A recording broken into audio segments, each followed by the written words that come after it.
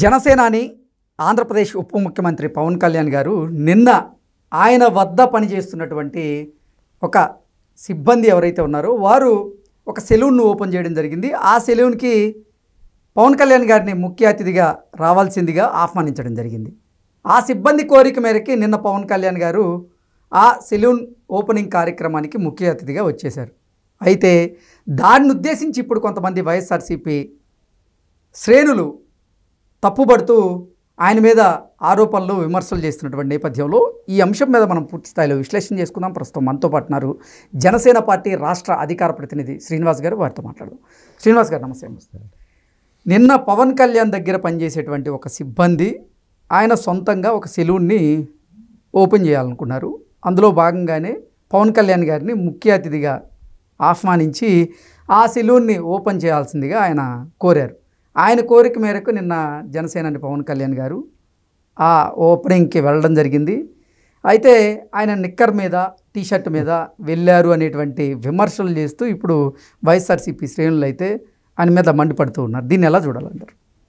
నిక్కర్ మీద వెళ్ళారు, టీషర్ట్ మీద వెళ్ళారు అనేది కాకుండా వాళ్ళ పార్టీకి సంబంధించిన అధికార ప్రతినిధులు కూడా కొంతమంది నిన్న మాట్లాడతా ఒక భారీ పరిశ్రమ ఓపెన్ చేశాడు పవన్ కళ్యాణ్ గారు అని చెప్పేసి వీళ్ళు ఎటకారంగా కొన్ని పోస్టులు చేయడం, ట్రోలింగ్ చేయడం చేస్తున్నారు. అంటే నేను అనుకోవడం అంటే ఆయన వ్యక్తిగత సిబ్బంది ఓపెన్ చేస్తే ఓపెన్ చేయడం. రామ్ కొణికే అనే వ్యక్తి పవన్ కళ్యాణ్ గారితో పాటు చిత్ర పరిశ్రమలో దాదాపు 25 మంది పెద్ద అగ్ర హీరోలందరికీ కూడా హెయిర్ స్టైలిస్ట్ అయినా. ఓకే. అందులో ముఖ్యంగా పవన్ కళ్యాణ్ గారికి ఎక్కువ చేస్తూ ఉంటాడు ఆయన. 2017లో కూడా ఆ రామ్ కొణికే అన్న వ్యక్తి హైదరాబాద్లోని బంజారా హిల్స్, జూబ్లీ హిల్స్లో కూడా ఆయన బ్రాంచెస్ ఓపెన్ చేసుకున్నాడు. 2017లో కూడా పవన్ కళ్యాణ్ గారు ఓపెన్ చేశారు. మీకు ఆ ట్వీట్ కూడా మీకు పెడతాను, చూపించండి పబ్లిక్కి. ఉంది చేశాడు. అలాగే ఈ రోజున విజయవాడలో కూడా ఆయన ఒక సెలూన్ ఓపెన్ చేసుకుని తనకు ఎంతో ఇష్టమైనటువంటి పవన్ కళ్యాణ్ గారిని మీ చేతుల మీదుగా శంకుస్థాపన చేయాలి, మన ప్రారంభోత్సవం చేయాలని అడిగితే ఆయన వెళ్ళి చేశారు. అది వ్యక్తిగత పర్యటన. ఎగ్జాక్ట్లీ. ఇప్పుడు వ్యక్తిగత పర్యటనకైనా అధికార పర్యటనకైనా సంబంధం లేనటువంటి తెలియనటువంటి వ్యక్తులు, అంటే అవగాహన లేనటువంటి వ్యక్తులు ఒక పేటీఎం బ్యాచ్ ఉంటారు చూసారా, పోనీ పేటీఎం బ్యాచ్ అసలు ఒక రాజకీయ నాయకుడిని, ఒక సినిమా హీరోని బాడీ షేమింగ్ చేయడం ఏంటి? అదే అంటున్నా. అదే మన పని. ఏమన్నా పొరపాటు మనం చేస్తే ఇన్ని రకాలుగా ఏడుస్తారు. ఏంటంటే అసలు వ్యక్తిగతానికైనా అధికారిక కార్యక్రమానికి మధ్య వ్యత్యాసం తెలియనటువంటి వ్యక్తులు. అందుకనే వాళ్ళ పార్టీకి సంబంధించినటువంటి నాయకుడే ఒకప్పుడు అన్నాడు జైలుకి బెయిల్కి మధ్య ఊగిసలాడేవాళ్ళు, వీళ్ళకి ఏం తెలుసు అని. నిజంగా ఇప్పటికే ఏంటంది, గతంలో జగన్మోహన్ రెడ్డి గారి హయాంలో ఆయన ముఖ్యమంత్రిగా ఉన్నప్పుడు ఫిష్ మార్ట్లని, లేకపోతే ఏంటంటే అంటారు పానీపూరి బళ్ళు ఓపెన్ చేసుకున్న వాళ్ళ వ్యక్తులనేమో కోట్లు వేసి వాళ్ళనేమో పారిశ్రామికవేత్తల కింద అక్కడేమో వైజాగ్ సమ్మిట్లో కూర్చోబెట్టడాలో ఇవన్నీ తెలియదా పబ్లిక్కి? వాళ్ళ పేపర్లో వేసేవారంటే రాష్ట్రంలో 65 భారీ పరిశ్రమలు వచ్చినాయి, 13,800 చిల్లర ఎంఎస్ఎంఈ ప్రాజెక్టులు వచ్చినాయి అనేవారు. మేము వెతికేవాళ్ళం. ఎక్కడన్నా 13 జిల్లాలు అంటే ఉమ్మడి 13 జిల్లాల్లో, ఇప్పుడు 26 జిల్లాలు అనుకోండి, ఎక్కడైనా సరే ఎక్కడ వీళ్ళు చెప్పినటువంటి భారీ పరిశ్రమ ఎక్కడొచ్చిందో, కనీసం ఎక్కడైనా కొబ్బరిగా కొట్టారా చూద్దాం అనేటువంటి మేము భూతత్వంతో వెతికేవాళ్ళం. ఎక్కడ మాకు కనిపించింది కాదు, సాక్షి పేపర్లో కనిపించాయి. చాలా పెద్ద పేరుతోటి పరిశ్రమల గురించి రాసుకుంటూ వచ్చారు. అటువంటి వ్యక్తులు వచ్చి ఈ రోజున పవన్ కళ్యాణ్ గారి పర్యటన, వ్యక్తిగత పర్యటనని ఏమంటే సెలూన్ ఓపెనింగ్కి వెళ్ళినప్పుడు ఏమన్నా పంచు వస్త్రాలు కట్టుకుని కండువా వేసుకుని వెళ్తారా? ఏ డ్రెస్లు వెళ్తారో వాళ్ళు వెళ్తారేమో మాకు తెలియదు. వాళ్ళ నాయకుడు వెళ్తారు. పవన్ కళ్యాణ్ గారు జిమ్కి వెళ్ళారు, జిమ్ చేసుకున్న తర్వాత డైరెక్ట్గా అక్కడికి వెళ్ళారు, ఓపెనింగ్ చేశారు, అయిపోయి వచ్చారు. అది ఏంటంటే తనకు సంబంధించినటువంటి వ్యక్తిగత సిబ్బందికి ఆయనతో రిలేషన్ చాలా బాగుంటాయి. వాళ్ళ బాడీ గార్డ్స్ కావచ్చు, లేకపోతే ఆయన దగ్గర పనిచేసే వ్యక్తిగత సిబ్బంది చాలా మంది ఉంటారు. వాళ్ళందరినీ ఒక కుటుంబంలో చూస్తారు పవన్ కళ్యాణ్ గారు. వాళ్ళకి సంబంధించిన ఇంట్లో ఏ కార్యక్రమం వచ్చినా ఆయన వెళ్తా ఉంటాడు. ఏం మంచిగా చెడైనా కావచ్చు, బాధ్యతగా నేను ఉన్నానంటే వెళ్తా ఉంటాడు. ఆయన పెద్ద చిన్న చూసుకోడు. అటువంటిది ఈ వ్యక్తి గత కొన్ని సంవత్సరాలకి అతని దగ్గర హెయిర్ స్టైలిస్ట్ గా పనిచేస్తున్నాడు. ఆయన గతంలో కూడా ఓపెన్ చేయించుకున్నాడు, అలాగే ఈ రోజు కూడా ఒక బ్రాంచ్ ఓపెన్ చేయించుకున్నాడు తనకి ఇష్టమైన పవన్ కళ్యాణ్ గారితో. అది అధికార పర్యటన ఎలా వద్ది? అది ఒక పవన్ కళ్యాణ్ అనే ఒక వ్యక్తి చేసినటువంటి ఒక కార్యక్రమం.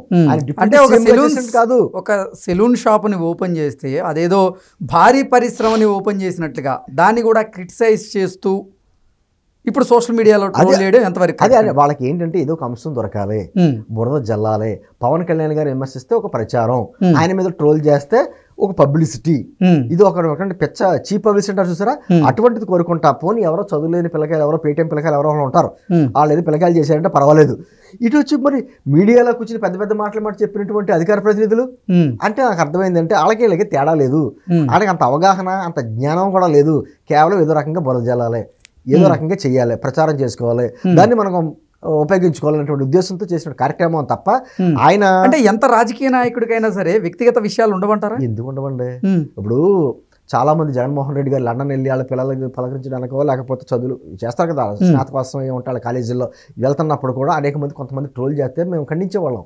జగన్మోహన్ రెడ్డి గారు ఆసుపత్రికి వెళ్తున్నారు, మందులు మార్చుకుంటే వెళ్తున్నారు, లండన్ వెళ్తున్నాడు, ఆయనకు ఉన్నటువంటి మానసిక వ్యాధులు కొన్ని ఉన్నాయి, వాటి గురించి ట్రీట్మెంట్కి వెళ్తున్నాడు, ఇలాంటి మేము ఖండించేవాళ్ళం. తప్పదేని వ్యక్తిగత పర్యటన. వాళ్ళ పిల్లల దగ్గరికి వెళ్తున్నాడు, పిల్లలిద్దరు చదువుకుంటున్నారు చక్కగాను, వాళ్ళ దగ్గరికి వెళ్ళి వాళ్ళ కాలేజీకి సంబంధించినటువంటి ప్రోగ్రాంలో పాల్గొంటున్నాడు అని అది వ్యక్తిగత పర్యటనకనే అధికారికి జగన్మోహన్ రెడ్డిని విమర్శిస్తే ఆయన పాలనాపరమైన విమర్శలు చేయాలి తప్ప అటువంటి చేయకూడదనే వాళ్ళం మేము. సార్ 2019 నుంచి 2024 మధ్యకాలంలో కూడా చాలా సందర్భాల్లో వ్యక్తిగతంగా పవన్ కళ్యాణ్ గారిని అటు జగన్మోహన్ రెడ్డి అలాగే వైసీపీ శ్రేణులు కూడా అంటే టార్గెట్ చేశాయి. వ్యక్తిగతంగా టార్గెట్ చేయడం వల్ల మొన్న అసలు జరిగినటువంటి అసెంబ్లీ ఎన్నికల్లో ఫలితాలు ఎలా వచ్చాయనేది చూశారు. ఇప్పటికైనా సరే వైఖరి మార్చుకోకుండా వ్యక్తిగత విమర్శలు చేయడం ఎంతవరకు? కృష్ణ గారు మీరు వైఖరి మార్చుకోకుండా అన్నారు చూసారా, వారికి మారదు. ఓకే, ఖచ్చితంగా మారదు. ఎందుకంటే వీళ్ళు ఇలా ఉండడమే ఆ నాయకుడికి ఇష్టం. ఇటువంటి భాష మాట్లాడే వాళ్ళని, ఇటువంటి వ్యక్తిగత విమర్శలు చేసే వాళ్ళకి పదవులు ఇస్తాడైనా. ఖచ్చితంగా ఏంటంటే ఇటువంటి భాష మాట్లాడాలి, ఏదో వ్యక్తిగత దాడులు చేయాలి, దౌర్జన్యాలు చేయాలి, అక్రమాలు చేయాలి, అటువంటి వ్యక్తులే వాళ్ళ పార్టీలో ముఖ్యమైన పదవుల్లో ఉంటారు. కానీ ప్రజలు మార్పు కోరుకుంటున్నారు కదా, ఆ మార్పు వీళ్ళలో రాకపోతే మరి ప్రజలు వీళ్ళని అంటే వాళ్ళ ఉద్దేశం ఏంటంటే అండి 2019-24 మధ్య కాలంలో చంద్రబాబు గారి వ్యక్తిగత జీవితం మీద కావచ్చు, పవన్ కళ్యాణ్ గారి వ్యక్తిగత జీవితం మీద కావచ్చు, లోకేష్ గారిని కూడా బాడీ షేమింగ్ చేసుకుంటూ చేసేటువంటి కార్యక్రమాలు చేస్తూ ప్రజలు అసహించుకుని వాళ్ళు ఏ విధంగా 151 నుంచి 11 స్థానాలు కుదించారో ఈ రోజుకి ఆత్మవిమర్శ చేసుకోవడం కానీ ఒక విధమైనటువంటి సమీక్ష చేసుకోవడం వాళ్ళకి లేదు. వాళ్ళు ఎలా ఉంటుందంటే ఎప్పుడైనా సరే నాయకుడికి ఏదైతే ఇష్టమో ఆ విధంగా మాట్లాడడం, ఆ విధంగా కార్యక్రమాలు చేయడం అనేది కింద వాళ్ళు చేస్తూ ఉంటారు. ఓకే, ఇప్పుడు జరుగుతున్నది అదే. మా నాయకుడికి ఇలా మాట్లాడటమే ఇష్టం. ఇప్పుడు మా నాయకుడికి మొన్న కూడా మాకు పార్టీ లైన్ దాటొద్దు అని వార్నింగ్లు వచ్చినాయి, పబ్లిక్ గానే లెటర్ హెడ్ రిలీజ్ చేశారు. అంటే మాకు ఒక విధమైనటువంటి కండిషన్స్ పెడతా ఉంటారు. ఎక్కడా కూడా అవతల వాళ్ళు ఎక్కడైనా దిగజారి మాట్లాడినా వాళ్ళకి సమాధానం చెప్పేది విధానపరంగానే చేయాలి, కానీ మీరు కూడా దిగజారి అటువంటి వ్యాఖ్యలు చేయొద్దు. చేస్తే వాళ్ళకి మనకే తేడాలు ఉండదు. ప్రజలు మనం అటువంటి వాళ్ళు అసహించుకున్నారు, మనం కూడా అదే భాష మాట్లాడితే మనల్ని కూడా అసహించుకుంటారు. ప్రజా తీర్పు ఎప్పుడైనా సరే ఫైనల్ గా ఉంటది, చాలా జాగ్రత్తగా ఉండాలి. రాజకీయ జీవితంలో మాకు వార్నింగ్లు వస్తాయి. ఏంటంటే నాయకుడు ఏ విధంగా ఉండాలనుకుంటాడో కార్యకర్తలు అలాగే ఉంటారు, వాళ్ళ నాయకుడికి అది ఇష్టం. అందుకని అటువంటి వ్యాఖ్యలు, అటువంటి కార్యక్రమాలు అవగాహన లేనటువంటిది. నేను అంటే అవగాహన లేకుండా ఏది వ్యక్తిగతమో ఏది పార్టీ లైన్ మాట్లాడాలనేటువంటి కనీస అవగాహన లేకుండా వాళ్ళ అధికార ప్రతినిధులు. విచిత్రం ఏంటంటే ఆ భాషా విధానం అటువంటి వ్యాఖ్యలు చేసే వాళ్ళకు కూడా వాళ్ళ అధికార ప్రతినిధి కింద పదవులు ఇస్తున్నారు. మరి మా పార్టీలో అధికార ప్రతినిధి ఎవరన్నా భాష మాట్లాడితే రెండో రోజు నాటికి ఇంకా చిట్టి తిరిగిపోద్ది. ఇల్లమ్మా ఈ భాష అక్కర్లేదు, భాష మాట్లాడితే చాలా మంది ఉన్నారు, చాలు మీరే అక్కర్లేదు అని చెప్పేసి మాకు గట్టిగా వార్నింగ్లు వచ్చేస్తాయి. ఓకే, ఖచ్చితంగా నియంత్రిస్తారు. అటువంటి నియంత్రణ అక్కడ ఉండదు.